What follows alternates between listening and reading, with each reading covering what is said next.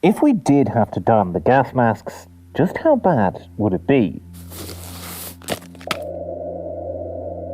If a 100 megaton bomb were dropped over the GPO, for example, everything in Dublin between Ballymun and Dundrum would be vaporised. Most homes would collapse and fires would rip through buildings, with huge fatalities in a further blast radius stretching from Balbriggan to Greystones. Thermal radiation would leave people with third-degree burns in a zone radiating from Dundalk in the north to Mullingar and Portlaoise in the west, and as far down as Gorey in Wexford, while glass windows would shatter as far away as Newry. We don't have any capacity to monitor our ocean space or our economic area. This is Senator and security analyst Tom Clonan. They're saying to the Brits, your anti-missile shield won't work because we'll do this underwater. To hear the full podcast, go to newstalk.com, the Newstalk app powered by Go Loud, or wherever you get your podcasts. The Sunday Papers on Off the Ball. Now you're very welcome back. So we're going to get through the Sunday Papers. Very happy to say Sinead O'Carroll, editor at TheJournal.ie, is with us, as is Cliona Foley, broadcaster and journalist. You're both very welcome. Thanks for having us. I will be honest, I would love nothing more than to chat to you all about the 245 pieces on Prince Harry's book. That's the good stuff in these papers. That is the good stuff. He's the Invictus Games. Does that qualify him for off the ball chat? Somebody brilliantly just is suggesting today that the Gallagher twins should play them in a movie. Yeah, not far off it. It seems they've had more scraps. Sadly, we can't do that, so we're going to turn to the sports pages. In no particular order, the Mail on Sunday here have United's new Ronaldo rule, which is quite interesting. So Manchester United are going to impose a 200 grand a week salary cap to avoid squad jealousies. So, for instance, David De Gea, when his 375 grand a week deal runs out in the summer, is going to be offered a take it or leave it deal. The point is made in this piece by Joe Bernstein that the likes of Rafael Varane, Harry Maguire, Casemiro, Bruno Fernandes are all in that 180 to 200 a week bracket, and that's going to be where Manchester United pitch up. Eric Ten Hag wants to avoid a culture of dressing room jealousy. So that's on the back page of the Mail on Sunday. Picture as well of Sheffield Wednesday celebrating against Newcastle, 2-1 winners yesterday. There's a picture in the Sunday Times. It's just been that kind of year and it won't stop for Liverpool. So Alisson in Blunderland. Reds held by Wolves in FA Cup after keeper's error. So 2-2 draw there. And beneath that, and this is in quite a few of the papers, Manchester United are in exploratory talks with Wout Weghorst, the Burnley striker, currently on loan at Besiktas. We will know him as well as the guy who scored twice for the Dutch against Argentina in the World Cup. So it seems Manchester United are looking at the 6'6" centre forward as an option for the rest of the season. Sunday Independent has Ten Hag slams Manchester United's signings. Reasonably interesting list. Eric Ten Hag talking, I presume, post Friday night's win against Everton, 3-1 win. And they're now 7 in a row, Manchester United. But he frankly was just talking about how dreadful they were when he arrived. No spirit, no dynamic in the squad, mental resilience low. I saw that as an outsider and I noticed it in my first weeks at the club. He said of the signings over the last number of years, most purchases have been average, and at United average isn't good enough. And he cites Christian Eriksen, Casemiro as real game changers and personalities who've changed things. So things are going well. 14 wins in 17 for Ten Hag. They're in the Carabao Cup against Charlton on Tuesday, so that's the front page of the Sunday Independent. The picture is of Mo Salah celebrating his goal. Sunday Mirror have celebrations from Wolves against Liverpool yesterday. Liverpool will face an FA Cup third round replay with Wolves after a night to forget for Alisson. And then Frank Lampard apparently faces last roll of the Dyche. Everton and Southampton both looking at Sean Dyche as potential replacements for their respective managers. Sunday World, another manager who's going to get the sack, apparently, is Graham Potter. Or certainly he says he's not worried about it. They play Manchester City today in the FA Cup. And things aren't good 17 games into his reign at Stamford Bridge. Zinedine Zidane and Mauricio Pochettino have been linked with Chelsea. So they are your various sports pages. Not too sure where to start. I don't know what the standout is. Certainly a theme which is across the Sunday Independent and the Mail on Sunday. focuses on the up the ra chants, which have become very much part of the sporting lexicon over the last couple of months. So Shane McGrath, page 62 of the Mail on Sunday, and Joe Brolly is writing about, selective condemnation. Leinster get away with it, the Republic of Ireland women's team very much don't get away with it, is his point. If we start with Shane McGrath, he takes quite a nuanced look at how this issue has blown up, particularly of late, that, you know, these songs were often sung and it's really only almost post-peace that they become more of an issue for people. But yeah, and the angle he takes on it is that actually he talks to two historians about it, Brian Hanley in Trinity and Dr. Richard McElligott talks about Irish modern history, lecture in Dundalk, and they're looking at it in the context of the further, I suppose the headline is the further you go away from violence, it's a sign that how far we've come from, that people are enraged about a song as opposed to about actual violence itself. They're very mixed. I mean, Joe Brolly obviously has a very personal take on all of this because of his personal history growing up in the north during the worst time of what's still euphemistically called the Troubles, a civil war, and also the fact that his father was interned, and tells a very interesting story about his son not believing him when he tells him about the fact that his father was interned. So you know, they're both. It's hard to. I think it's hard. Like, I grew up in the 70s. I grew up watching the North on television. My mother was from Donegal. Maybe that just made us, but I would never sing that chant because of what I witnessed, I suppose, growing up, miles away from it, untouched by it, and yet conscious of the horror that was on both sides of the communities up there. Do you know what I mean? Yeah. So it is about the distance, and also I think it's made in Shane McGrath's piece in the Daily Mail as well. One of the academics makes the point as well that there is a thing also about young people always singing songs that they know their parents are going to react to. Do you know what I mean? So that there's a whole cultural background here that is interesting. But he makes the point is made, and Joe Brolly makes it as well, is that there are a lot of celebratory songs in Irish sport that have Republican links, and one of the most famous in GA is Joe McDonough's famous The West Awake, and nobody, you know, in 1980 when Galway won, nobody made a big thing of it, and the fact that Sean South, if you follow rugby in Limerick, you know Sean South is a Republican song which is sung down there and has more recently been adapted by Limerick hurling supporters. So in some ways everything is about context. You know. Yeah, and that's what Joe Brolly makes his big point, and I'm not sure where I land on this myself, but his point is that it's about the singers, not the song. So he's saying that the women's team got a backlash from the establishment, and he brings up Fintan O'Toole's piece and Matt Cooper's tweets, and saying like that was because of who the women were, and that it's very much a working class sport with working class women playing, and that's why there was a marked difference to say the reaction to Leinster singing it in 2018 or adopting it as a kind of anthem for themselves.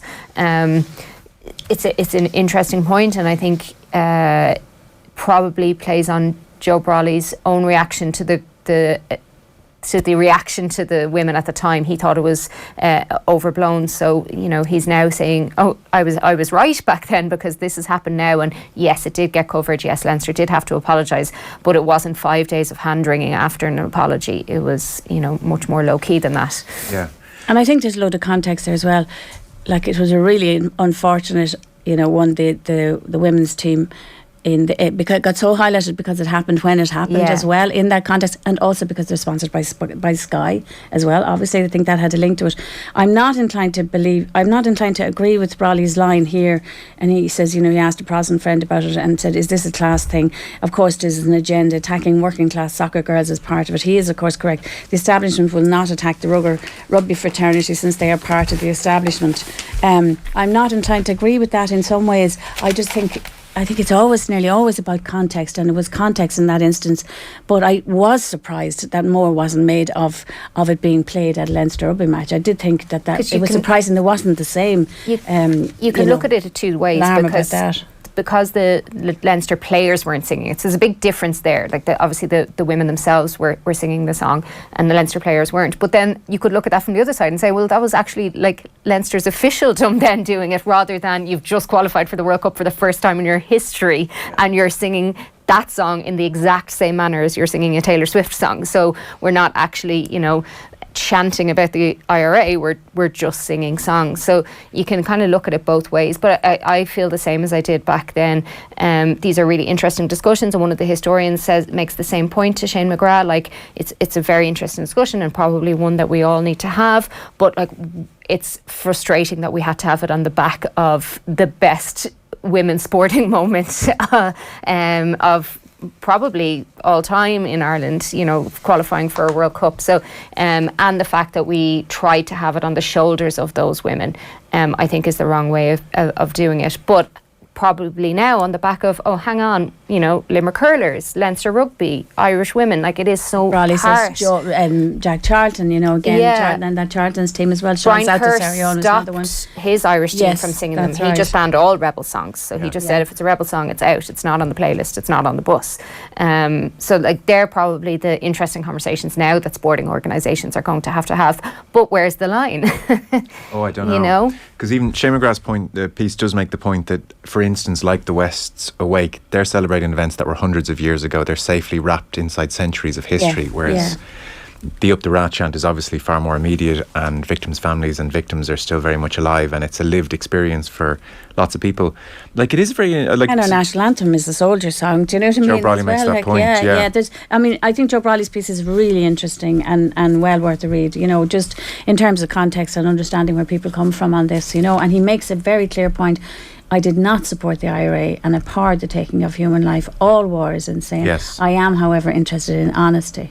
Yes. And he's just he feels that there's dishonesty and a dishonest revisionism really in terms of a lot of this stuff, and he talks about, how do you view, were these the good or the bad IRA, there's all that to it as well. Because I think we revered the IRA, the old IRA, general opinion has a very different view of them than of the... Well, he does say, the old IRA is the IRA that Micheál Martin and Leo Varadkar very much celebrate and revel in, whereas the more recent IRA are very much persona non grata. And I think that's where the context of why there was such a visceral reaction to the women's, like that was just a short section of the song put up on Instagram and people saw it. So it did look like a chant rather than the singing of a song, like they are the words of the song. So that context was hard to grasp because it was just a few second clip from Instagram that went viral. Yeah. So, if that had happened, so the Leinster rugby one was the opposite. They sang the other parts of the song in the video and that part of the song wasn't in the video. So, if you swap that around, would we have had the same big conversation around Leinster rugby I would like to think so. 3 years ago? I'd imagine we would have. On the basis of their class, I would like to think so. I really would. I think that's what, as I said, I was surprised that there wasn't more of a furore over that recent playing of the song, particularly given the context of everything that's happened recently. Yeah, what I would like to see is a bit of fatigue about that. Was there a degree of do we get into do we need to talk about this again? No, at large? Was that part of it? No, I think there's a degree of PR. Nobody's answerable for who was played played across. That visual aspect wasn't there. I was about to make the exact same point, Cliona. I think because the players weren't front and centre of anything that came out about it is fair enough, but I think if you wanted to see Vera Pauw make the apology, if you wanted to see all the girls having to be asked about it and not have the big moment that they kind of deserved, say going on the Late Late Show on the Friday night or whatever, if that's what you wanted to see, then you also have to say, okay, well, Leo Cullen needs to be asked, Johnny Sexton needs to be asked. We've been told they've adopted as an anthem. Yeah. So if you wanted all of those apologies from the women, then you should want them from the faces that from Leinster, and not just be allowed to say, it was the PA system and it's, sorry about that. We're not going to ask about it at press conferences. We're just going to send emails to but then, people who thought it was much ado about nothing back in the women's will probably say fair enough, this is much ado about nothing as well, but I think you have to be consistent with the two to prove that it's not about class or establishment. I did, to be fair, and so now we're into here's another kind of layer on it all. Is singing the song without saying up the ra egregious? Because as I understand it, and this comes with a slight health warning, I haven't seen the full video. But I did hear Rory O'Connor make the point that apparently at the offensive point, Leinster players are inclined to sing "Ooh Ah Luke McGrath" Right. as opposed to "Ooh Ah Up the Ra." So is singing Celtic Symphony with "Ooh Ah Luke McGrath" as opposed to "Ooh Ah Up the Ra"? Is that okay? Is that kosher? I mean, what are the rules here? But it is again, it's a slight. It's more than a slight difference. Oh no, actually, I think it's "Ooh Ah Up the Ra." yeah, no, I think it's a definitely a significant difference. But if you've adopted the song as your anthem, does that put you in the same bracket? But just not as bad, but in the same bracket. It can be. It's an interesting question as to why media stories blow up and others don't. So Joe Brolly here posits the theory, well, this is a working class team, so they were condemned by the establishment, and the posh rugby Leinster boys are given a free pass because of their status. I mean, it's funny, I never remembered that video being even the slightest talking point, the Leinster video at the time. Whatever about this most recent RDS situation, which again, you can see why that's not as big a story as the players. I wasn't aware of it until the women's team, and then I saw it retrospectively, so I wasn't aware of it either. Like, there's this notion that the media is anything but this commercial entity. It's very uneven. Like, why do some murders attract huge national attention and huge coverage akin to Aisling Murphy, as it rightly should have, whereas other murders, and we've seen them very recently, we've seen women strangled and pregnant women stabbed, and there isn't the same coverage. And I don't know why that is. Sometimes there are various factors. Like, if you take the Irish team, one, the whole country watched that moment, so they were front and centre. The video came out very shortly afterwards. As you said, Sinead, it's just them chanting "Ooh Ah Up the Ra." They're not even really singing. And then the next morning, Vera Pauw is out front and centre to make an apology. And then there is the statement from UEFA. And then there's like Rob Wootton of Sky Sports, just for more gasoline. It's like we're having this issue ourselves, and then you step in and don't help the thing at all, and then that gets everybody fired up again. And so I would class almost the Fintan O'Toole piece and the Una Mullally piece, they're like the second wave of coverage, but a story needs that initial gasoline to kind of capture the imagination. But as you said, but I don't think that's. I think it was such a big class. story as well. Sometimes these are just stories that then all the columnists are, asked for their opinion on it, and they weighed in on it. And I think that's what happened. Because as you said, there was such massive interest in this event because it was such a historic event. Everybody was so delighted for these women. It was such a breakthrough for Irish women's football. But it feels like more like that than, hang on, a working class team sang something. Let's get in there. Yeah, I think that's why I was saying at the start, I'm not sure where I sit with Brolly's line on that. But I don't agree with Brolly's line on it. I can also see why he's posited it. I can. So I can see why it is something that came into his head, especially because he was so thoughtful about what he was saying in the initial wave about it. It's worth the media asking, have we let Leinster Rugby off the hook far more easily? Exactly, yeah. So I even though I might not agree with it, I still think it's an interesting thing to question, because sometimes stories just take off because the public have cottoned onto them and have started these discussions organically, or they've had the lifeline treatment, or sometimes it is that, and like there could have been loads of internalized biases about why the public picked up on these stories about the women. It could be, well, we don't really like seeing them, take over our sporting pages. We're going to just take them down a peg or two. That might have been 1% of the people talking about it, but that might be 1% of the people talking about it, and then the others. But I think because of the Sky question as well, it became more of a row. People then were like siding with the women, and it just created this degree with that of even. I really didn't like them singing Up the Ra, but geez, then when Rob Wootton gets him, well, hang on a second. Exactly. Or we could have genuinely been saying, we probably, could talk about the troubles a bit better in school or whatever, but an outsider telling us we need to educate ourselves better, absolutely not, even though that might have been the conversation we were having. So, it's like how to have this rebel song conversation in a way that then doesn't do the Fintan O'Toole column that Joe Brolly kind of does have a significant issue with in his piece. He finds it abhorrent. He felt that it was akin to, it listed out all the troubles almost in akin to a Tarantino script. Yeah, and he also mentions gratuitous almost, I think is what he's saying. And he also mentions that a victim, so the survivor of the Miami Showman massacre, also took issue with it when Fintan O'Toole wrote the piece attacking the girl Stephen Travers wrote. course, yeah. Behind every atrocity of the so-called Troubles lies unending grief and all too often despair. So it is beyond cruel and doubly heartbreaking to see the suffering of victims used as political footballs by people who ordinarily do not give victims a second thought. But I've heard Stephen Travers interviewed, and I remember that awful murder, and when you hear him speak, he's unbelievably he's just incredibly peaceful, peaceful person who sees both sides of the story. He's an unusual, he's quoting him here, but he's an unusual person, I think, as well, in the way that he has handled with everything as well. Because Joe Bradley said he replied to the Fintan O'Toole, which Matt Cooper had recommended, and Joe Bradley says he replied saying that the book Lost Lives sets out all the grim detail factually. We lived through the horrors. Fintan O'Toole wrote this gleefully, like Tarantino writing a script. We could all do this forever and post the bodies from every atrocity. The point, though, is clearly, and the younger generation in particular, and I haven't read Lost Lives either, that message is not necessarily getting through. People are not reading Lost Lives. And the point, there was a gratuitous element to Fintan O'Toole's article, but the point was to lay it out in gratuitous terms, to be shocking, to actually make a generation who maybe weren't appreciating the grim realities of what happened read the piece and go, God, that is gruesome, that is awful. The point was to be shocking because, like I said, not everybody's reading Lost Lives.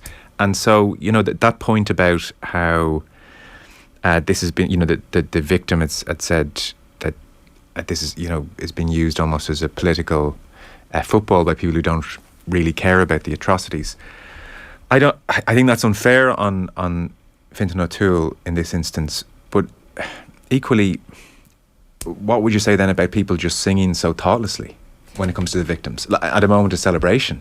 Yeah, exactly. That's not a delicate handling of our history either, is it? And that's what Fintan O'Toole's piece was at the time, was to try and, I think probably this is, and I don't want to put words in Joe Bradley's mouth, but I think probably he's coming from it saying, like, we didn't need to, bring this team over the coals again.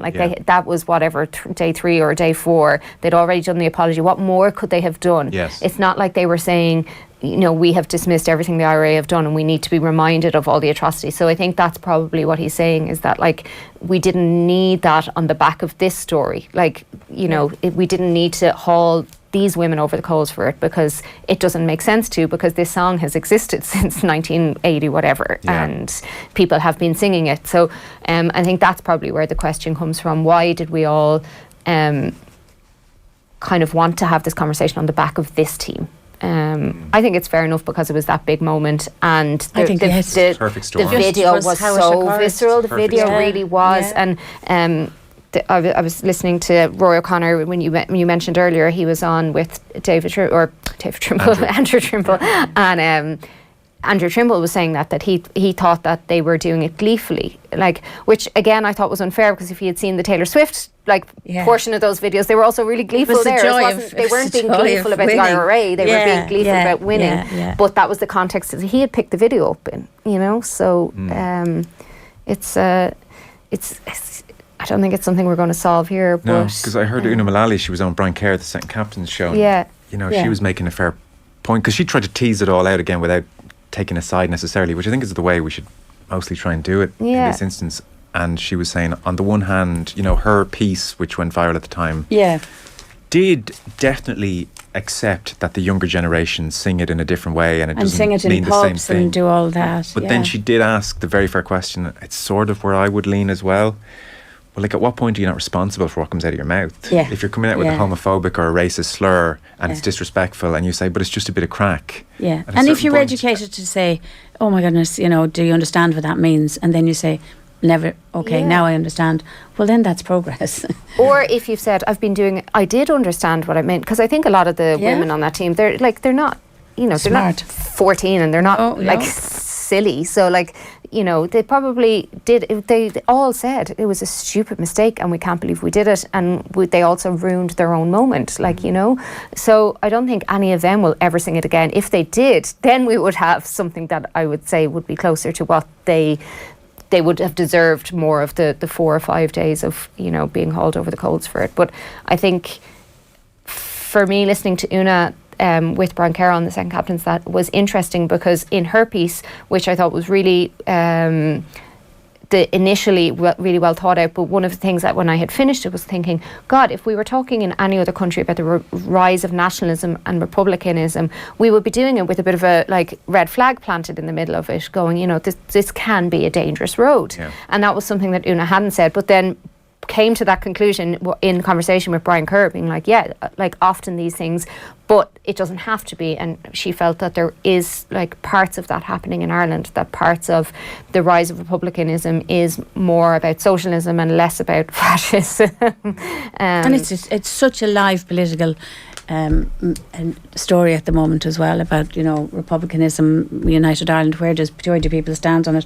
In Shane McGrath's piece, one of the academics, who makes the point, he just says, we need to step back from the more hysterical denunciations of it and maybe have a broader discussion about what then do you mean if you call yourself a Republican? What does that mean in the 21st century? But it's interesting that it's so wrought in sport, and that sport, in expressions of joy in sport, these things crop up. I mean, I remember when the Irish team came back, and that same chant was used when Nelson Mandela, if you remember that famous, which people would never do now, and the famous chant was Paul McGrath's Da. I mean, the height of racism. Yeah. And everyone thought it was very funny back then. Very charming, almost. Naive, you know what I mean? Everything has a context, everything has history, things change with time, I think, Yeah, I remember being shocked. That's probably also the context of this as well, the popularity of Sinn Féin probably does come into some people's reaction to this as well. So people who don't like seeing the rise of the popularity of Sinn Féin kind of they feel this goes hand in hand with that. And I think Joe is very sensitive to that and makes that point. Yeah, exactly. Yeah. They're both really worth reading. Really worth reading. Shane McGrath's taken a more broader view of this journey that Republican songs have been on throughout Irish sport. Joe Brawley very much focused on the different treatment received by Leinster versus the Irish women's team. Both worth a read in the Mail on Sunday and the Sunday Independent. We'll take a very short break. Back in one moment. The Sunday Papers on Off the Ball. On radio, on the Newstalk app, powered by Go Loud, and smart speaker. Play Newstalk. On the road for Gas Networks Ireland this winter, you know all about people's energy concerns. Because there are concerns, every winter and all year round. Rest assured, your gas experts are here, keeping Ireland's energy moving and you informed. Oh, great. Thanks for coming so quickly. No problem. How can I help? For expert advice, go to gasnetworks.ie/experts. Cool, calm and beautifully curated. This is the extraordinary sale at Kildare Village. With spectacular savings and your favourite designer brands. With an exciting selection of new boutiques and restaurants, with free parking and relaxed shopping. The extraordinary sale at Kildare Village. Now on. Kildare Village. Something extraordinary every day. First Fortnight, Ireland's mental health, art and cultural festival opens from January 6th. Join us and our artistic contributors, including Erica Cody, Electronic Sheep, Robert Grace, Timmy Creed, Julie J and Steve Wall, as they help us highlight the need to end the stigma attached to mental ill health. Come to sing, dance, speak, listen and watch with First Fortnight, a cultural oasis in the month of January. Book now at firstfortnight.ie. The historic Killashy Hotel is the perfect place for your next getaway. Located just outside Naas in County Kildare. Embrace your inner foodie at our newly renovated restaurant. Enjoy the crisp country air while strolling through our elegant gardens. Pamper yourself at our award-winning spa or enjoy some retail therapy at Kildare Village. Most importantly, let our team take care of you. Killashy Hotel, the new chapter, part of FBD Hotels and Resorts. Discover more at killashyhotel.com. Switch to Air Business today and get 3 months free unlimited fibre broadband from Ireland's #1 business broadband provider. Power your way through the working day with seamless connectivity and reliability from just $44.99 a month. For more, visit air.ie/business, go in store or call 1-800-207-407. Air. Let's make possible. Subject to availability. Offers available to new Air Business broadband customers. Pricing excludes VAT. For full terms, see air.ie/business. Taking time out to visit a healthcare professional isn't always convenient. That's why, at Irish Life Health, we visit you. With My Clinic, our members get virtual access to back and neck physiotherapy, professional counselling, unlimited GP consultations and more. Search Irish Life Health. A better life with Irish Life Health. Services available where covered in your plan and clinically appropriate. Professional counselling available to age 16 plus. Back and neck physio to age 18 plus. Irish Life Health DAC is regulated by the Central Bank of Ireland. Terms and conditions apply. Who is the next News Talk Business Person of the Month? Well, that's up to you to decide. Joe Lynham will host a monthly feature on Breakfast Business, which will profile some of the finest business leaders and innovators in Ireland. Each month, the winner will be welcomed on air for an interview and profile of their career to date. Think that they have what it takes? Or maybe you feel you're the one? Then all you have to do is nominate by going to newstalk.com/nominate. The News Talk Business Person of the Month. With Evershed Sutherland, Ireland's most established and largest global law firm. On News Talk. On 106 to 108 FM. On the News Talk app, powered by Go Loud and smart speakers. This is News Talk. It's 2 o'clock. Good afternoon, I'm Ellen Butler. Gardaí have launched an investigation following the discovery of a man's body in Dublin. The remains of the man in his 40s were found in unexplained circumstances behind a building on Lower Rathmines Road shortly before 10 o'clock last night. A post-mortem is scheduled to take place, the results of which will determine the course of the Gardaí's investigation.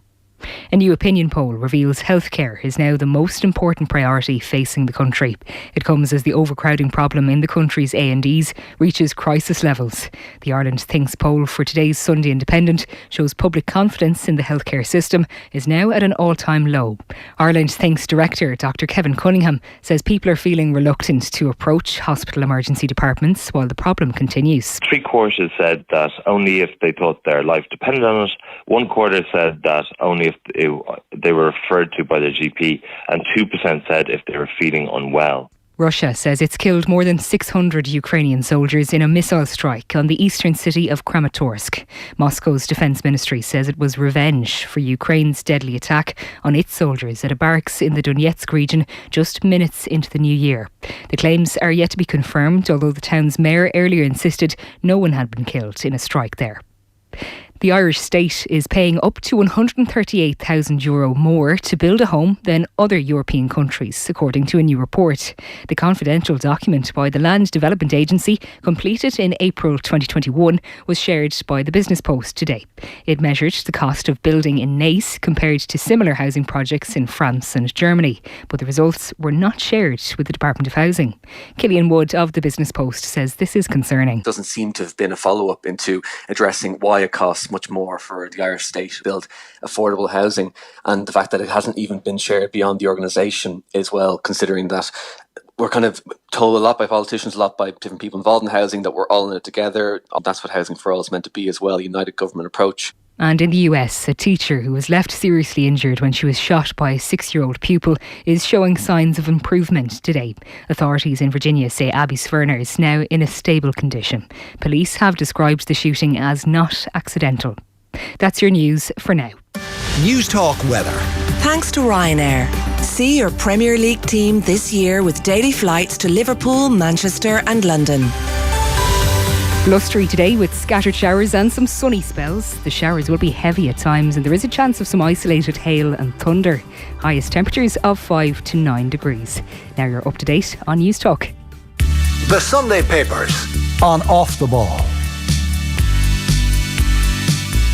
Now you're welcome back. Just before we continue the Sunday Papers, let's check in at Croke Park. We are probably fast approaching half-time. Kilmacud Crokes of Dublin against Kerry's Kerins O'Rahilly's. We have Mossy Quinn watching the first 30 plus minutes there. Mossy, what's the latest? Afternoon, Joe. Yeah, it's Kilmacud 8 points, Kerins O'Rahilly 6 points, just as we tick into injury time. The referee is talking to Barry John Keane, Kerins O'Rahilly's corner forward. He just scored a point to reduce the gap to 2 points, and I think he struck someone on the way out. So it is a yellow card. Barry John Keane gives the ref a little tap on the back there as he's happy enough, I'd say, with that outcome. Now, I don't think there was much in it, but he's been fairly fired up, Barry John Keane. He's played well so far. That was the second point of the day. Another long ball into the Kilmacud full back line caused a bit of confusion in there, and he ended up profiting from it. But Kilmacud have been the better team, Joe. They've picked off scores. They've 6 scores out of the 8 points. Shane Walsh has only scored 1 point from play. He's been good. He's shown flashes at times, but Shane Cunningham with 2 from play. Dara Mullen with another 2 at full forward. He's been excellent so far. One of the interesting things for me has been Tommy Walsh at full forward for Cairns O'Reilly's has been excellent, and Kilmacud have a 19-year-old Theo Clancy. Now, he'd be a very highly regarded underage player within Dublin, but to me it would have seemed like Rory O'Carroll might have been the obvious one, but that would have taken Rory out of his centre back role, where he's had a good game so far. So interesting second half coming up. Crokes were 8-4 up, and Cairns O'Reilly's just got the last 2 points, and they've gone in there with a bit of pep in their step. So big second half coming up. Very good. Mossy, thanks for the time being. Half time there. So it's Crokes 8 points, Cairns O'Reilly 6 points. We knew it was half time because I could hear the music being played. And that is a point that Shane McGrath just makes. We've all made this a billion times. Maybe they'll listen one day. This is just alongside his piece on Rebel songs at sporting events. He does just say on the back of the Leinster Celtic Symphony moment that maybe they will just leave us alone when we're in stadiums as a whole. He says, what this mess should also do, though, aside from not playing Rebel songs at matches, is make the RFU reconsider its entire approach to pre- and post-match entertainment, both in the provinces and at the Aviva Stadium for test matches.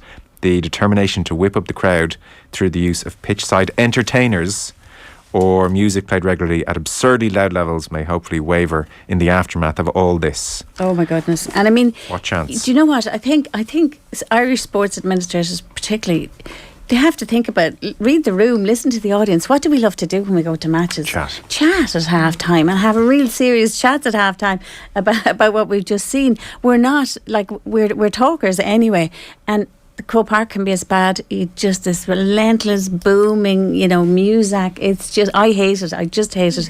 It's a personal thing. Do you prefer when they get Daithí O'Shea to do a thing? No, I don't want anything. I just want to have a chat with whoever's beside me. I don't know about you, and chat about the match and what we've just seen. The Aviva Stadium is particularly bad, and if you're up high, you're near the speakers. And I turned around at one stage pre-match, and the music was pumping, and I just out of curiosity, and everybody behind me was glum. It's too loud to even attempt talking.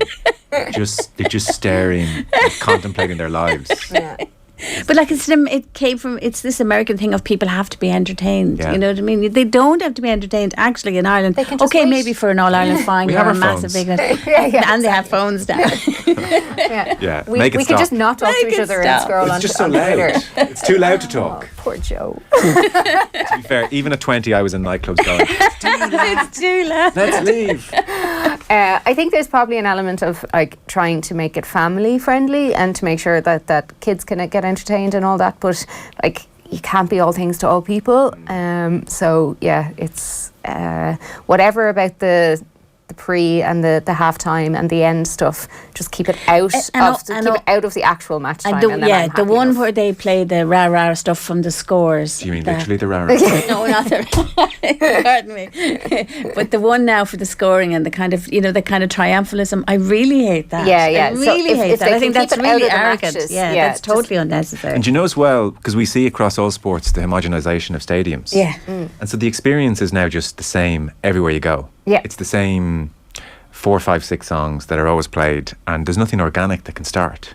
Yeah, like the we had the Munster have taken on Dolores O'Riordan's, and that was kind of quite organic, and now that's played kind of all the time. And that kind of came from Limerick Hurlers as well. That came from Limerick Hurlers, and obviously after her death and stuff, which was awful, but it has become this nice organic thing that has happened. It's not Seven Nation Army over and over again in the stadium. Yeah. So if those things happen and then they can be adopted by the more official things, that can work well. Yes, I have a similar protest with people who hand you placards that say things like try and yay.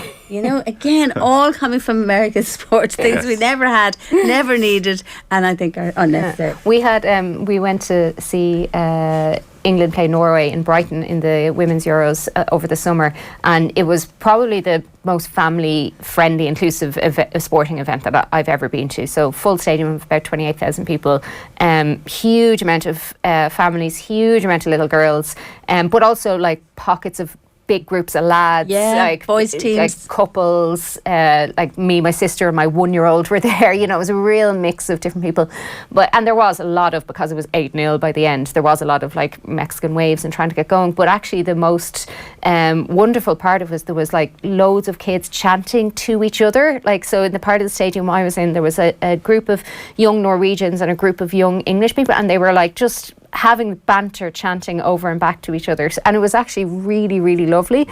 So it was this family event that they did make friendly by having a little bit of entertainment, but not too much, and they had a bit of, you know, the Mexican waves being started, but it did work. Like the young girls were entertained for the whole 90 minutes, you know, or 100 minutes, whatever football is now. I had a similar experience. I went to see France, the semi-final, France-Germany, and it was very similar. And actually, the beating of the drums was amazing, and it was led by this young teenage German kids, and you could see them down the front, and every time they started, the whole stadium erupted, and it was very organic. Everybody kind of just went with them, and it was lovely, but there was nothing forced about it, you know. And that night, right beside us actually was a whole underage boys team, and their coaches had brought them along to it, and they were mad into it. They just had the best night, and again, every time the drums started, they were off. So it's just an organic thing. There's a very good article today, actually. Is it Michael Foley does it, about the naming on the Infantina thing? Is it actually links in with it quite well? We'll get to that. So you mentioned the length of matches. Cliona, you're mad for this. Oh, yeah. There's a piece. I'm the complete Grinch today, post-Christmas Grinch. James Sharp has written. What else can we give out about? I'm getting it all out of my system. It's okay. So, in effect, the point has been made that Premier League fans are being left shortchanged. New figures reveal we're seeing less ball and play time. So, since Opta began keeping stats 11 years ago, this is the all-time low. The Premier League you're watching right now, all-time low for ball and play time. We're averaging 54 minutes of the 90 plus injury time, obviously, ball and play. Newcastle, one of the worst defenders. Their matches see the ball and play for just 51 minutes of the 90 plus. Leeds, the biggest culprits, ball and play just 50 minutes. Whereas you won't be surprised to hear Man City, they keep the ball in play in their games on average 61 minutes of the 90. So given the conversations at the World Cup where they just added on 10, 12 minutes sometimes after each half to counter these stoppages in play deliberately or otherwise, another option being discussed, which is the interesting thing, another option is to reduce matches to 60 minutes with a countdown clock. And the supporters would see that clock would stop whenever there's a break in play. Not necessarily a goal kick or a throw-in, but certainly for things like VAR, injuries, goal celebrations. David Dean apparently is pushing this. He's discussed it with Pierluigi Collina in Qatar. Obviously, I still think we might all be sitting there for the guts of 70, 80, 90 minutes, but the clock would show 60 and would pause at certain points. I've always felt, I don't know where it came from and I don't know why, but I've always felt that soccer matches, football matches, 90 minutes is too long for a game. I'm sorry. And now they're even longer. And VAR is a huge culprit now, let's face it as well. It isn't just, I don't mind the post-goal celebrations, any of that, because that all adds to the atmosphere. But VAR actually is a big factor in it as well. But I actually have always felt, because of the nature of football, that actually you can get a 0-0 draw. Now, the level of Premiership, quality of the Premiership at the moment means actually, the quality of football is so good. You don't get them too often, or you don't get the really bad ones. But back in the 70s and 80s, you're watching Match of the Day or you're watching English football, and you think, oh my God, it should be 75 minutes max. And a lot of sports are a lot shorter. And I just think, why 90 minutes for a game that can potentially be very defensive and very negative? To what extent? I'm not American now. I don't want goals all the time. Yeah, no, I understand. I think we've all had the experience of sitting through a match and it's in the 61st minute and thinking, God, this won't end. But to what extent do you think it's because there's just more to do now? How do you mean? I don't understand the question. Well, when they were devising this, life was pretty dull. Oh.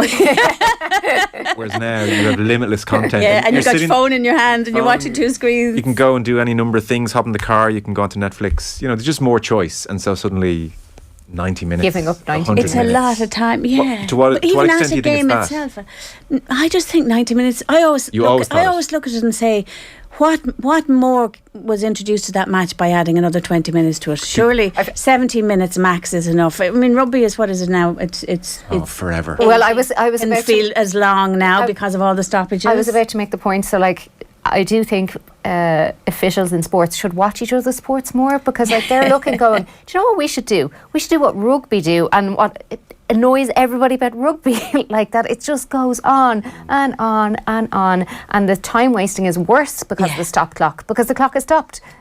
And you can take what did Ross Byrne take? 2 minutes 13 seconds. The reset scrums are the real. Well, that's the real killer at the moment. And there's drinking water, and there's chatting to each other, and there's asking Johnny Sexton, should we tie our shoelaces this way or that way? It's not the way. Basketball is action-packed, 4x10 quarters. We were just talking about, do you feel better or worse when you add quarters or more breaks into a game? As a player, you probably don't. I think hockey, I remember, there's not.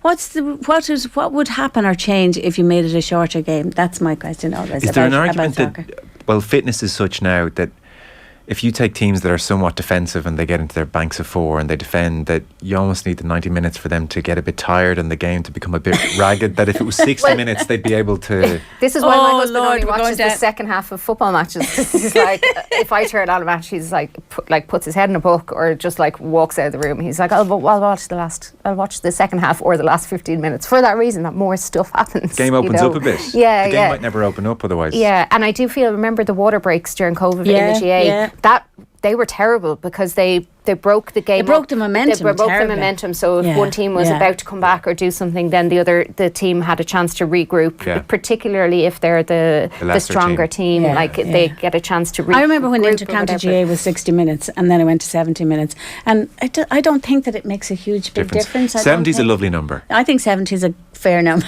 60 and 70 are both lovely numbers. And then if you are going to 80 or 90 for football or rugby, they do need to crack down on the wasting. Because yesterday, when was it yesterday or the day before, Leinster were playing, it felt like it went on forever. It was like, oh my God, there's how's this match still happening? There's not a child in the house watch. Yeah. Rugby's the most out of control. It is, yeah. And we know from the big conclave that they had in November that they're going to try and start cracking down on it now. And in fact, the rules exist. I think it's just that they're not actually enforcing them. Yeah. Another example of rugby being led away with. And if football did the same thing with VAR, it's like giving yourself too much time just gives yourself too many pathways to go down. Whereas if you say, right, VAR is not actually like that, it's not actual AI, it's still a person making the decision. Give that person 45 seconds and then they have to come back, make a decision. If it's not very clear in 45 seconds, then it's not clear enough to lose your life over. It's fine. It's interesting, whichever way you decide, we won't. And these stats are actually go across all the leagues as well. So the Dutch, actually the ball is in play most, 97%, is that it? Or 59, sorry, in play. The ball was in play for 57 minutes in the Dutch league, French league 55, English, the Premiership 54, Bundesliga 53, dropping down all the time. It's interesting. World Cup was 58. When I watch a match now, I turn on the TV at kick-off time, I press pause and I come back about 15-20 minutes later. That is how I watch so matches. That you can forward the bits. Just forward through all the stoppages, I'd recommend it. You need it desperately. I need to do it. But it's funny, I've just always had it. I think it's about the nature of football. I maybe just haven't watched a lot of really bad soccer in the 70s and 80s and thinking, no, it doesn't need to be this long. I'm delighted to see it raised. It's been raised. It may never change. I don't really know what we say about this or what the talking point is. It's actually just very interesting, and Mick Foley, really clever idea. He took Gianni Infantino's call for the Pelé Stadium to appear in every country, and he thought to himself, GAA grounds around the country, who are they all named after? And he has it broken down in a really neat graphic, which makes things very easy. So we have, because it's amazing, there's Pearse Parks all over the place, but in some cases that's Padraig Pearse, and in other cases that's the administrator Pearse. So there are a bunch of grounds which are just generic names, and there's scope there to maybe do something more interesting. For instance, Athletic Grounds in Armagh, Aughrim in Wicklow, Breffni Park in Cavan, Celtic Park in Derry, Drogheda, as it's called, in Louth. Limerick have gone for the Gaelic Grounds, obviously, Porktalchin in Meath, Tuam Stadium in Tuam, Wexford Park in Wexford. So they're the generic names. We have stadiums named after the administrators. So Cusack Park in Clare, Cusack Park, Westmeath, Fraher Field, Waterford, Nolan Park in Kilkenny. See, I would never have given a second thought to what Nolan Park, who it's named after, but it's administrator. I didn't know Porky Queeve was after administrator, so Porky Queeve is an administrator. Pearse Park in Longford, Walsh Park in Waterford. Then we have the section which he calls the Rebels. So that's Austin Stack, Casement Park, Markovich Park, Park Sean McDermott, Pearse Park in Longford, Pearse Stadium, Galway. Then we have the clergy section. Crow Park, Dr. Cullen Park, Father Tierney Park. McHale Park in Mayo, I didn't know was after clergymen. O'Donnell Park, Donegal. Park Esler in Down, that's after clergymen. The Chieftains, O'Connor Park in Offaly. O'More Park in Laois, didn't know. And then not many stadiums named after players. Semple Stadium is, Fitzgerald Stadium is in Kerry, and Porky Rinn in Cork is. And then a couple after politicians, Dr. Hyde Park, Roscommon, Parnell Park, of course, in Dublin. And then the Saints, St. Conleth's Park Kildare. I never thought... We both played there. Yeah. Never gave it a second thought. Never thought, like, who's St. Conleth? Yeah, I never even thought about that. Never even asked. Yeah. And St. Tiernach's doing him in Monaghan, yeah. And St. Tiernach's Park, Monaghan. Again, I don't know what the question is, but it's interesting. Yeah, and actually he says that the former Dublin hurling manager Humphrey Kelleher has spent years researching the origins of park names, and he's going to bring out a book on it, which I think would be really quite interesting as well. Like Phoenix Park. Yeah, explaining, and how they built how parks came about in the GA, and then the history of them really. So it sounds interesting. But he makes the point as well that a lot of our the GA has stadiums, but very often they don't call stands after people. And he's making a point that and I've said this more than once, I think, that Páirc Uí Chaoimh still hasn't named any of its stands, and he's throwing the ball in here. There was a brilliant debate, I don't know whether you saw it, he was on Twitter during the week, and when Infantino made this thing, people started doing how would you change the names of Irish ones? So they were Pellyman Park, Parky Pele, King Pele, Breffney Park, all this stuff was going on. But he does say he's thrown in 3 for stand names in Páirc Uí Chaoimh: JBM, Jimmy Bryan Murphy, Jack Lynch, Billy Morgan, and a toss-up between Breach Corkery and Rena Buckley. I can't understand how there isn't one called after Rena Buckley so already. So is it north, south, east and west currently? Or what is, usually that's... Flake away, he says, come in with your suggestions. It's funny because Michael Foley and Jonathan Wilson were obviously thinking along the same lines, just different sports. Jonathan Wilson in the Observer was talking about this and saying that I guess there's been a lot of talk about statues and naming things over the last while. If you go too far back, there's a lot of bad stuff in people's history, and should we have statues of them, etc. But he was saying for local communities, like for putting statues up and naming stands after local heroes can be a real way of owning your community and kind of doing it a bottom-up thing rather than a top-down thing. So he was saying that like the idea of naming places in Argentina after Pele would be, crazy, and that it is, a way of showcasing, your local big stories and your big wins. So it was interesting that Michael Foley was saying the same thing. We do have a thing here for like naming bridges in Dublin that the person has to be dead a certain amount of time, and I don't know. I think it's a bit of a fail-safe just in case something bad does come out about them, that like you don't have that like, big hoo-ha about like, oh, we've named this stadium now after this person and then something bad has come out about them. But hopefully you wouldn't have to worry too much about that in GA circles.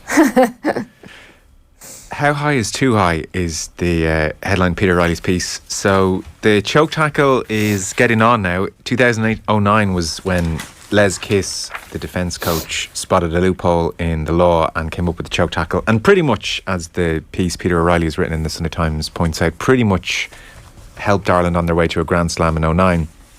So he says the choke tackle was and remains a group effort. First, defender holds ball carrier upright, blocks the offload, then supporting teammate maintains the choke until the referee calls maul, whereupon the ball carrier is dragged down, scrum is awarded to the defending team, cue, back slaps and hugs. And it's interesting, Stephen Ferris, who famously picked up Will Genia and ran half the field the World Cup in 2011, says, at the time I thought it was a great rule, but now I absolutely hate it, is the interesting line. He says this law was initially meant to speed up the game, now it slows it down. Plus, the tackle obviously, and I guess Johnny Sexton is a good man to initiate a choke tackle. The tackle height increases the risk of concussion, the risk of concussion being 4 times greater when the tackler is upright, and the tackler is the more likely to be the injured party.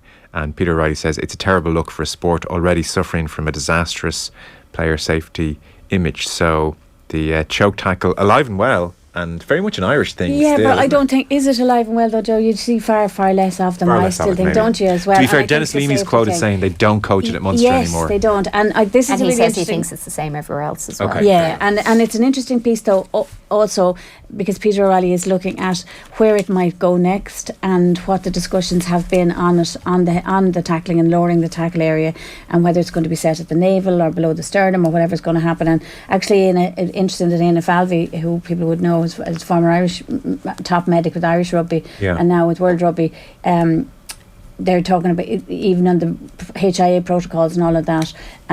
He was very involved in discussions on that recently, as was Joe Smith. So it's just an interesting piece about where it's going to go. But I actually think you don't see as much of them at all. And I think it's probably come up again in relation to because of Sexton's injury last week as well. I think if they got the consistency right in the refereeing, we would talk about it a lot less, because you wouldn't see as many. What we do see is we see them and then we see them being disciplined differently. Yes, and that's part of this discussion, isn't it?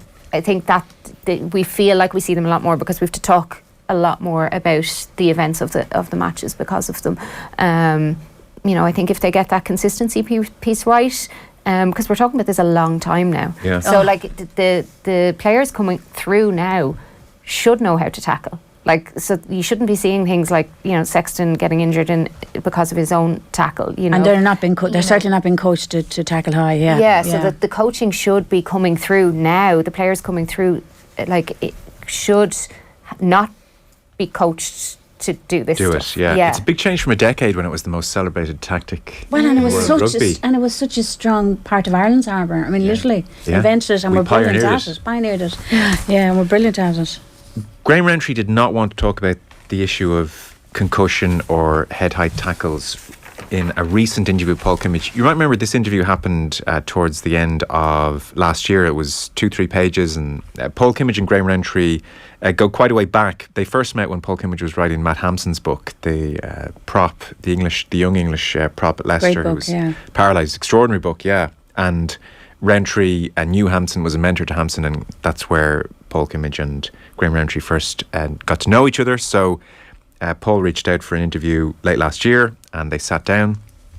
And so he says, it was obvious from the first moment we sat down at the Castle Troy Park Hotel in Limerick that someone had got to him. He seemed edgy or guarded. And so Paul detailed some of the conversation. This didn't appear in the original interview late last year. The first half hour went swimmingly, says Paul Kimmage in his piece here. They talked a little bit about him personally and how he was getting on. And then he said, the question Paul asked was, what about the suggestion that the game was healthier in the amateur era when you played? Healthier? Yeah, healthier. In what regard? Paul says, you're an intelligent man. I shouldn't have to spell that out for you. Graham laughed. Well, clearly I'm not. Healthier, said Paul Kimmage, with regard to the concussion, the physicality, the damage being done. How long was your playing career? And Graham Rentry says started at 19, finished at 35. And it seems at a certain point, Graham Rentry says, I'm not getting into it. Why not? Because I don't want to. Okay, I said, we'll park it. And Paul Kimmage writes, I was ready to park it. It had been a fair question, and he'd given me a fair answer. But then he said something that wasn't fair. I'm not going to create a headline for you. I shook my head and sighed. Paul, I'm not naive, said Rentry. You can stop this now if you want. I'll walk out. I'm not afraid. I'm not getting effed over. Paul replied, I don't do headlines. Rentry, I don't care. I'll walk out now. Paul, I'd rather you didn't walk out. Graham, me too, but I'm not going to get pulled into something that concussion, dementia. I'm not getting pulled into that. Make it about my life and times as you said it would be, my story, but don't F me over trying to create some juicy story about concussion. I don't do juicy stories. You clearly do. I clearly do not. You've made your career from doing it, said Rentry. And now I was really pissed, said Paul Kimmage. And he mentioned how he'd taken 4 years out of his life to write the Matt Hampson book. That was not a financially motivated thing. That wasn't a juicy story. You're accusing me of writing juicy stories. No, I'm saying you're not going to get one out of me. I don't do that. I'm trying to explain that's what I do. I'm trying to explain that's not what I do. And on it goes. Rentry replies, it's not a reflection on what you've done. I couldn't give an F, but you're not doing it to me. You're not going to create a concussion story out of me. And Paul says, well, the question was whether the game is healthier. Why the F should I stay here now? You've had a little rant at me because I'm not going to roll over for you. I don't want you to roll over, Graham. You got me here to talk about concussion. Oh, for F's sake, I said. It's a small aspect of the interview. Forget about it. We'll move on. And I guess the point of publishing it now, I guess Paul says it's fair game. My questions about the game were valid. Rugby's in serious trouble. Will it even be played 20 years from now? What's the answer? And how's it going to get fixed if those who earn a living from the game, the administrators, managers, coaches and players, won't acknowledge or address the issue? That's why, true to me, I'm raising them now. And he says Graham's had a rough ride with Munster, turning things around. He texted him a well done last week, but he felt the need to publish the piece anyway.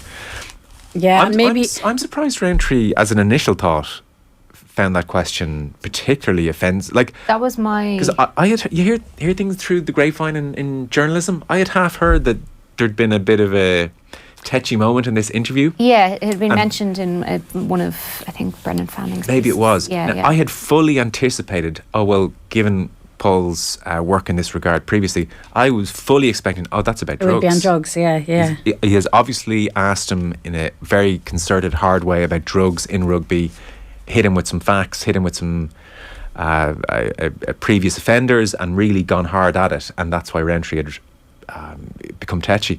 Question on concussion and like the game, the safety of the game. That's not effing anyone over. No, and that's why, like, in the transcript aspect of it is interesting because that's what was said, and so if we take it at face value that there was nothing said in between these questions and answers, it seems very strange that also he obviously was prepped for this interview. It does seem like someone had told him to be careful going into it. Like, well, it sounds like the Munster media machine had properly freaked. Yeah, and just give him a briefing. Here's who Kimmage is. Here's the last things he's written. Be ready for X, Y, and Z. So it seems unusual that you would be briefed on going into an interview like that and then be surprised or not want to talk about a question that's quite straightforward. Like, I don't think there would be a headline out of answering like, yeah, we do a lot of coaching to make sure that our head injuries aren't a problem, that we don't get yellow and red cards. You can even just go to that side of things. We don't want to see red cards, so we make sure that our lads and not even get into the court cases or the future. Maybe he feels because he is of a generation, maybe he knows a lot of players who are in a bad way and he just doesn't want to get into it, or maybe it feels personally I don't know, difficult, but it does seem very odd that that's the thing that got him riled up. It's something that jumped out at me in this piece as well was because Kimmage didn't use that element of it, obviously, right? At the time, yeah. And now is explaining why he didn't as well, if you like. Doesn't explain why he's using it now, really, but maybe it's in the context of the NFL and all the other things that are happening around concussion rugby at the moment. But he quotes the Washington Post, which I haven't read, Tom Callahan's memoir Gods at Play, but he quotes this sports writer on it. He wrote a few books on Tiger Woods, you might remember as well. He's but I've never read in Gods at Play. He says it's a brilliant memoir, but he says that Callan was once interviewing Larry Bird, and Bird said to him, the NBA player, great Boston player, and he said, "Are you going to write about my father's suicide?" And Callan said yes, and Bird said, "Do you have to?" And Callan said, "It'll be small, trust me." And Callahan's thing in his head was, he says there are two things that were his guiding principles. One was true to me, fair to you. And it's really, as a sports writer, as a journalist, it's an interesting take on it, because I think it probably is how you think about things sometimes when you're told things.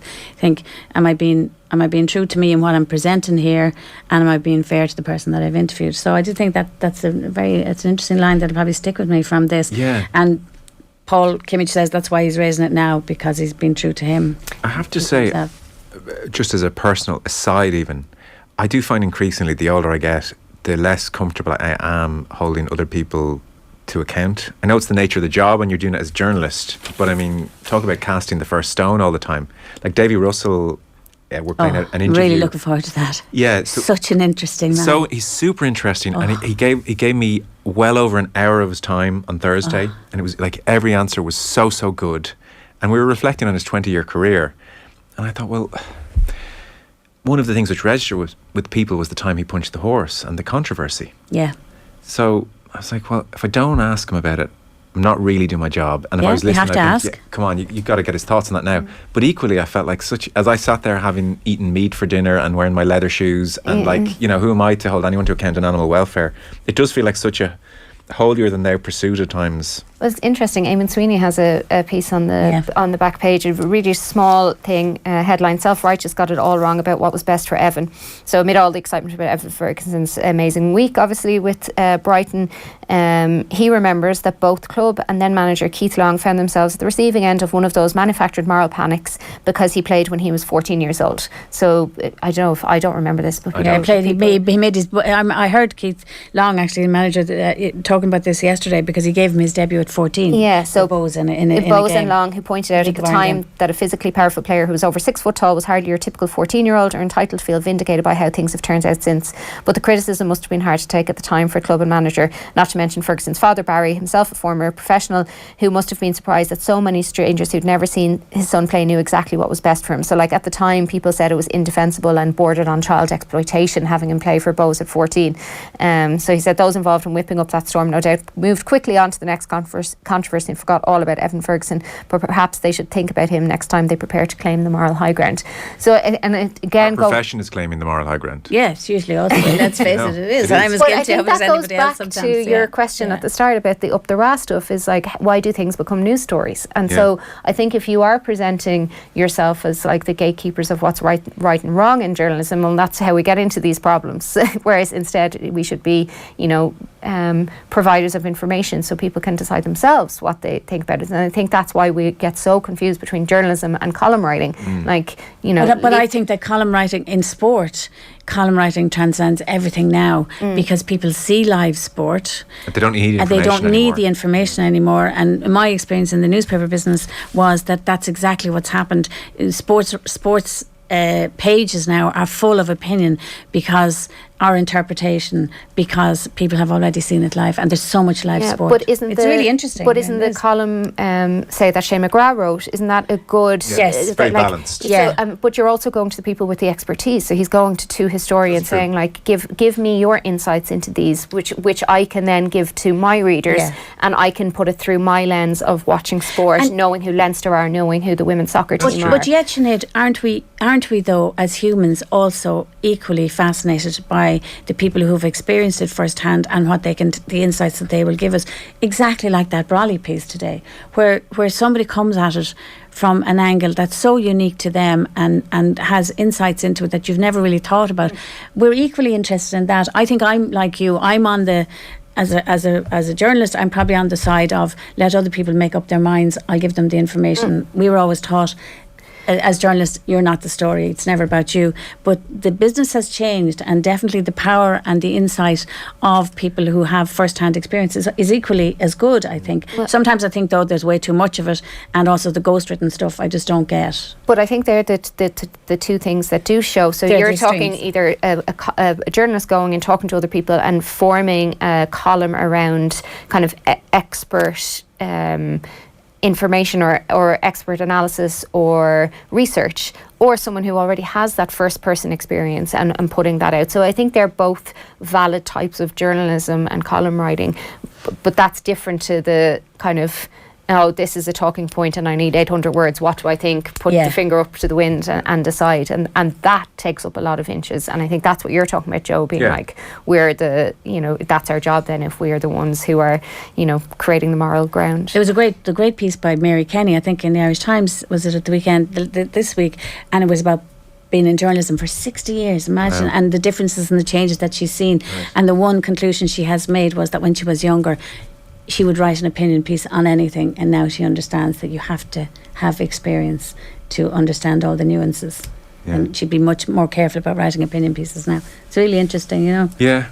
This is stuff that interests me, I know, but it's very much a niche thing. I think Mary Hannigan wrote something really good as well about after the Vera Pauw stuff came out in the report, that kind of thing about like getting the context of everything and knowing. She made a decision not to use that American letter that American player had written to the Irish Times, not to use it because she felt there were questions about it.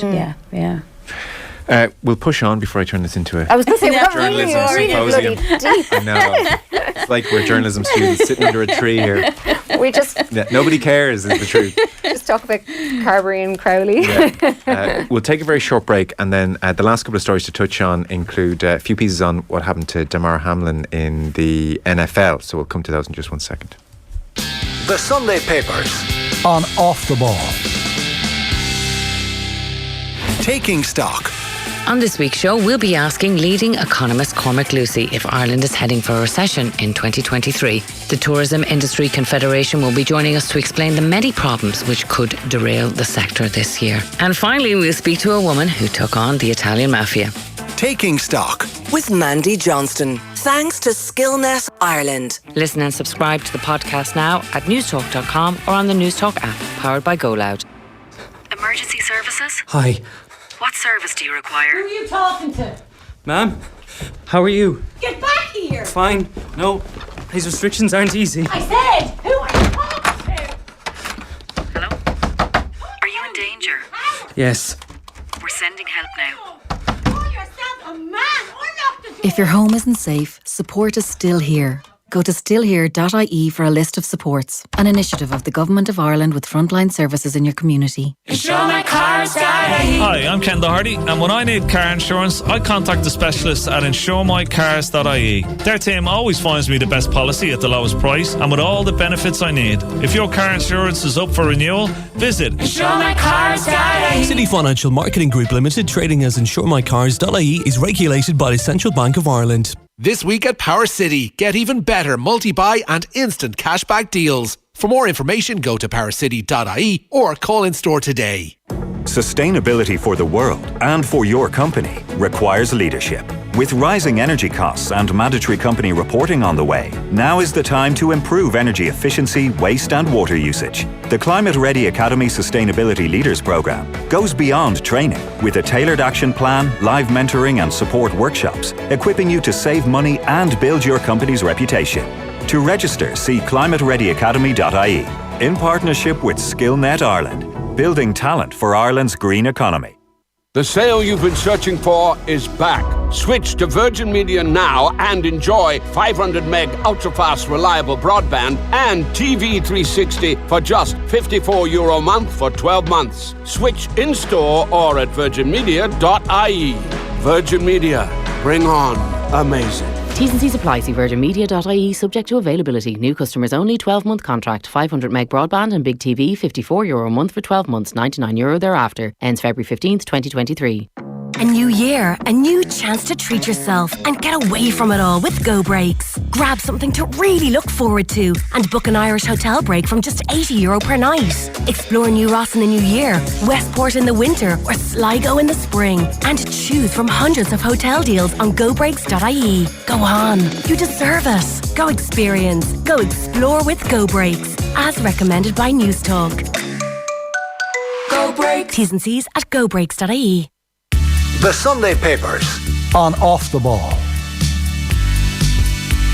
You're welcome back, Sunday Papers. So, final few minutes, we have Sinead O'Carroll and Cliona Foley going through the papers. NFL, I'm sure you've seen during the week, caught the headlines for obvious reasons. David Walsh writing about it. There's a good piece in the Mail as well about the religious aspect of the situation. So, on Monday Night Football, Damar Hamlin, who's 24 years of age, collapsed. He made a tackle and then he was hit in the chest by his opponent's helmet. It seemed fairly routine, but then he did collapse. 21 million were watching on ESPN's coverage, and then after Hamlin lost consciousness, David Walsh points out, the audience went to a record 23 million. Everyone understood it was a life or death moment. It seems, subject to confirmation, Hamlin suffered commotio cordis, which is a cardiac malfunction that happens after a blow to the chest at a specific point in the heart rhythm cycle. A very rare phenomenon, it must be said, very rare. There were 25 medical personnel on duty. There was no pulse, no heartbeat. CPR defibrillation got his heart going again, and it seems he has regained consciousness, and crucially as well, there is no neurological damage, which was one of the very big fears. So there's different aspects to this. Dave Walsh certainly touches on the physicality in the NFL akin to rugby. He mentions the high-profile case this week of Tua Tagovailoa, who really should have been taken off the pitch after being sacked and was obviously concussed, and he stayed on and he played a few days later, and now actually just over the Christmas period he's back undergoing concussion protocol. And David Walsh says, we the fans are complicit in all of this. The other aspect he touches on, which is picked up in greater detail in the Mail on Sunday, is just the religious, I suppose, the extent to which Christianity is embedded in the NFL. So he says, as the ambulance took Hamlin away, Buffalo players and support staff knelt, prayed on the pitch. Cincinnati crowd applauded them. A group of Bengals fans in the stadium recited the Lord's Prayer.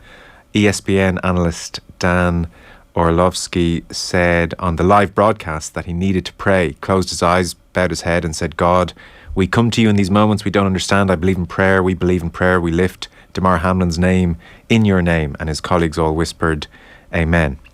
And that's picked up in the Mail piece, which I'll grab as well. And Aoife English. Aoife English, very interesting. God, Grid, Iron Trust, Just how US football and faith are huddled together is the headline. But she has a statistic in the US today, 63% of adults identify as Christians, with 45% saying that they pray daily, according to the Pew Research Centre at Washington-based non-partisan think tank, which is interesting, isn't it? Yeah. But I guess that is the thing about the States. Like even in golf, it's routine where a certain player will be walking down the fairway and the commentary on a random PGA Tour Saturday will say, oh, there's Scotty Scheffler, wonderfully religious man, he's in the prayer group with, and they'll name several other players. And it's just this aspect of American culture. Like, you can't be a politician and not say, may God bless America, may God, like, it's very much, it's God. And be under no illusions. You can't win an Oscar and, God to the fore. Even Trump, as deranged as he is, like, there's the amazingly funny clip where he's asked what his favourite book is, and he says, the Bible. It's very special to me. And someone's like, do you prefer the Old or the New Testament? Because they smelt complete, bluffery on Trump's part. And he said both. Don't make me pick between new and old. I think they both have great things. It's striking that it is striking to us here, like, in a country very where religious. The Angelus is still played on our public broadcast here every day, and but if you were sitting in Virgin Media and someone said, actually, we'll just say a prayer now and close your eyes, you would find it difficult to know what to do with that, wouldn't you, as a very experienced, skilled presenter? I wouldn't be saying amen. I'd be like, well, I don't know what I'd do. And it's a difficult question because it feels uninclusive. It feels not inclusive to allow it to happen, but then you don't want to shut someone down if that's what they need to do in the moment for their own faith and their own beliefs. So it is a difficult one. So it's interesting that in a country as diverse as the States, that and in a sport that's as popular as it is, that this is very much where it lands. And even in the film depictions and programs about NFL, that's what you get as well. It's very uniform. Yeah. Maybe, I don't know where our generation are at. Obviously, this came up with the recent death of the Pope. There's just such anger over how the church have behaved in this country as well. There's that extra layer which feels more to the fore than it does in the States. Yeah, and we're a smaller country, and I think that reached people personally much more maybe Everybody than it did in America. Yeah. And I think that the difference between this is kind of like a Christianity. There's lots of churches. It's very broad. It's a very broad church, literally. Yeah. It's the Bible Belt. It's various denominations, as opposed to very Catholic. And like a prayer like that. Like, we don't know which church Dan Orlovsky's in, but the prayer is probably generic enough for it to fit into all the Christian faiths. But to be fair, who knows what if somebody's life was on the line, you might be that shook that you'd go with it. Yeah, and they did have to, like, on the live broadcast, they were going back to the commentators. The commentators say, we don't know what's happening, go to break. They went to 2 or 3 breaks in a row because they didn't know what was happening. So, but it was a very different situation from the Ericsson situation where there wasn't prayers. I can't remember exactly what was said on live at that stage as well. But it's definitely a different culture, I think. There's a different culture and different attitude to faith. And the phrase faith is always used in America because it's such a broad thing. It means so much different. And I think to athletes it means there's a book been brought out this only recently, isn't it? One of Liam Hayes' books on what, including Van der Fleer is one of the people across all different Irish sports, Irish athletes, about the part that faith plays for them. Because I'm always amazed when I hear people like Katie Taylor attribute her success to her God. And I think, God, the amount of hard work you're doing, how does your faith and how does your God play a part in it? But that's that's what fascinates me about it. And actually, I think that book sounds really interesting. David Walsh's pieces is again about our kind of, that's what we've been talking about again, about our kind of our moral hypocrisy, I suppose, as fans. You know, that by being entertained by the NFL, we're contributing to, you know, a sport that is extremely dangerous, and why don't we question it more? I read a really interesting piece in The Athletic this week. The average length of a contract in the NFL is 3 years.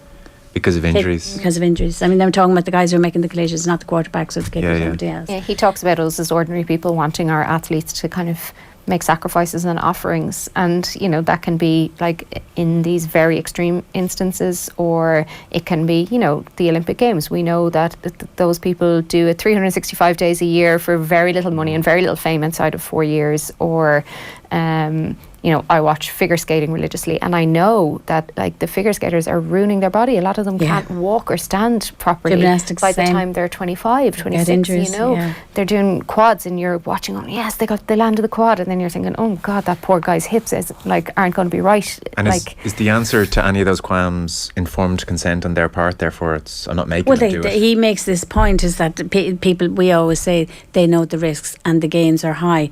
But what I thought was really interesting about the article I read this week was that they were saying that clubs don't pay insurances, and the players have to pay the insurances themselves in the NFL. Right. And so you get that, apart from the superstars, you get that middle to lower level who find it very hard to pay the insurance on their salaries.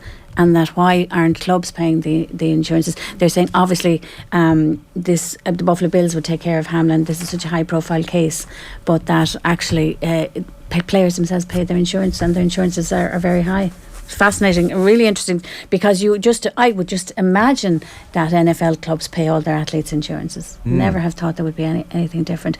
It's such a high risk sport. Yeah. And the careers are so short. One guarantee is injury. The thinking is that their injuries are so potentially catastrophic that that's why their clubs stay away from the insurance end of it. Like my own hypocrisy in this is like I don't like watching NFL, so I don't watch it. And one of the I don't find it particularly entertaining. I don't find the clashes particularly entertaining, but I can't say I don't watch it with the violence, because I watch rugby every single week, you know, so that makes no sense in my when trying to figure that out. I must say, watching rugby now, it's changed. I don't. We've had this discussion before. I used to love watching the NFL and just the quality of the tackling and the hits, and now because I understand the damage that it's doing, I can't. And I'm feeling similarly with rugby, you know, increasingly until rules are changed. You do kind of, well, you're certainly wincing and you're thinking, oh. Well, I find it's difficult as well to talk about it, because we celebrate the physicality, and like we'll do analysis pieces and say how, you know, they smashed him, or you know, brought the intensity, which is a euphemism. Yeah, the hits, the word hits. Like we use gladiatorial language. We kind of we do romance it a touch. Yeah, you know, feeling a little bit self-conscious about that lately, I have to say. Tyke Byrne, Josh van der Fleer, their kind of resurgences, you know, or when we talk about them being small, and you're like, Tyke Byrne's on the smaller side. What? Is he big enough to be a lion?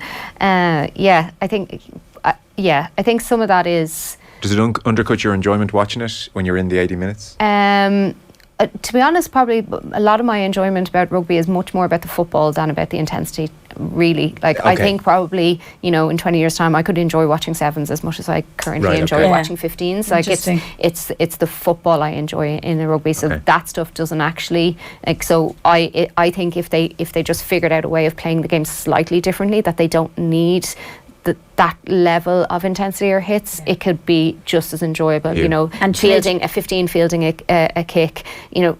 I think I've talked before about how I just love Joey Carberry's just goal kicking. He's just a beautiful kicker of the ball.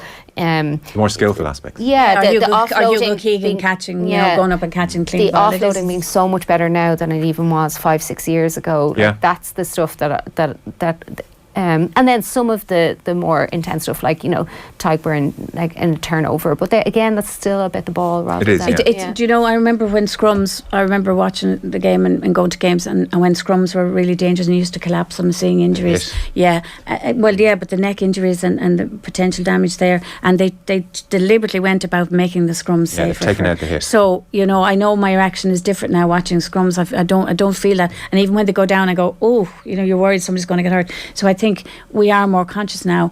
please change the rules, please make it safer, please do something to make sure that these catastrophic injuries, don't happen. Just to mention briefly, we've talked about this at length, but Zor Antje is interviewed by Mark Gallagher in the Mail on Sunday.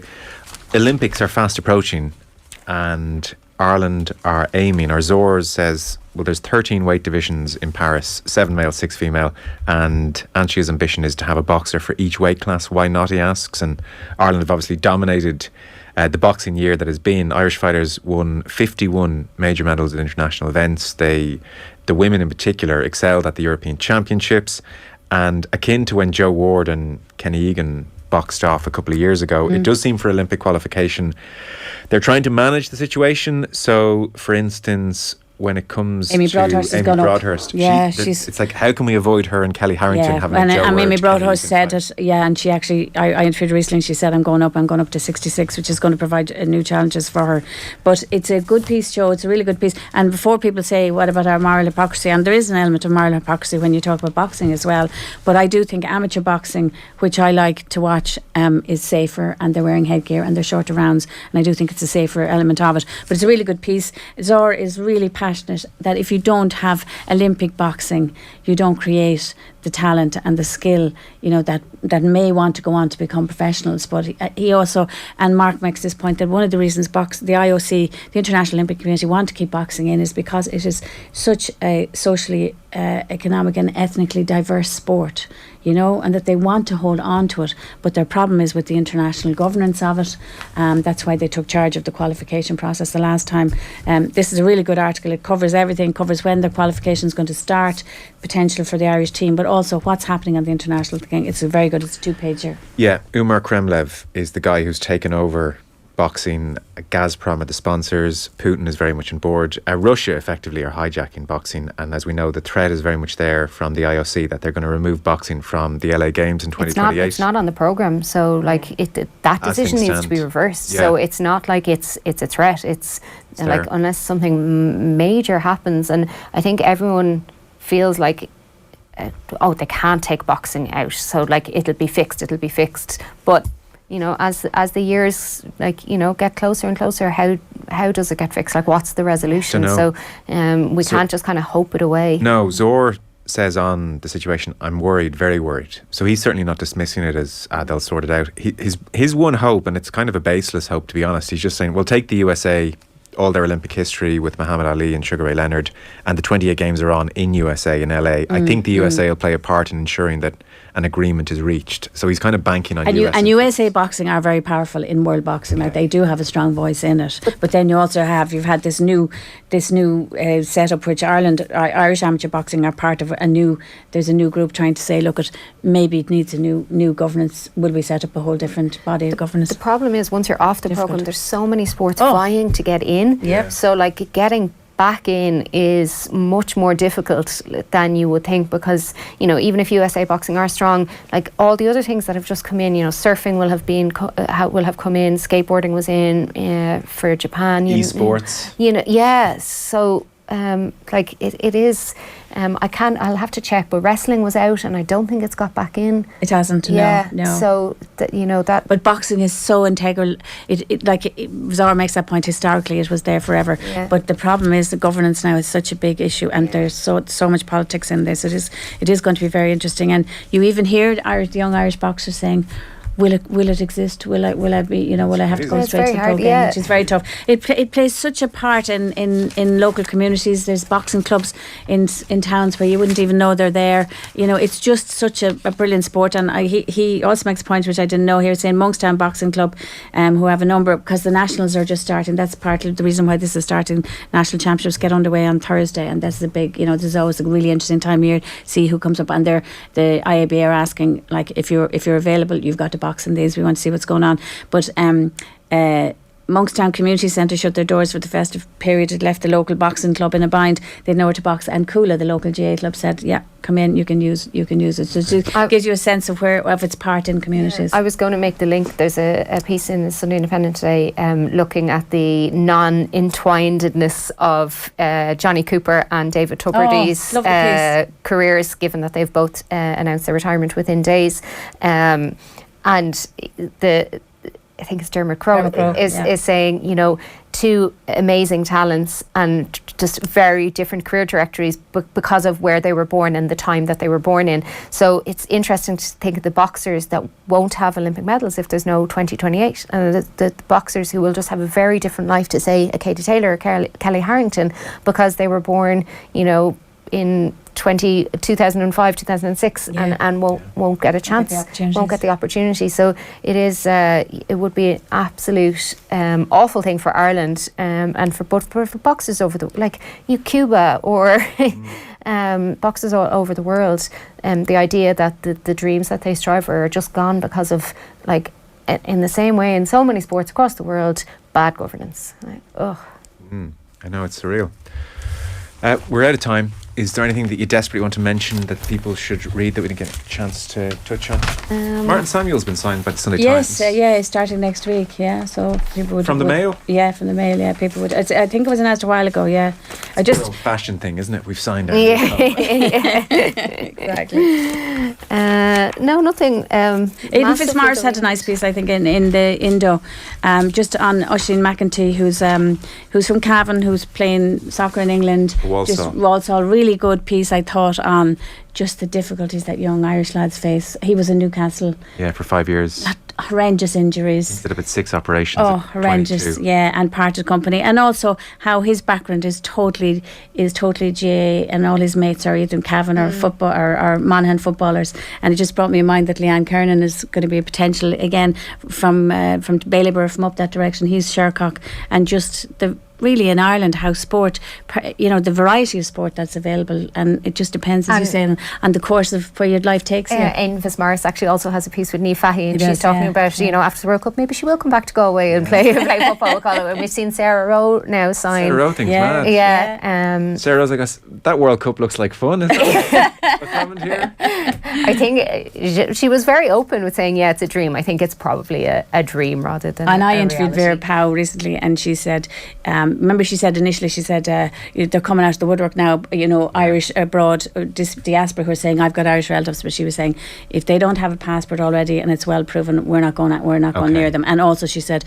there's no way we're bringing in new players at this point unless they're better than what we have. She said they're really very disruptive to the I think there will probably be a couple of new players in February. She's looking but at I think 4. they'll be at the February camp. She's been looking at 4 very specific. She said there are 4 that she's looking at. Right, okay. Sinead O'Carroll, Cliona Foley, thank you very much. Thank you very much.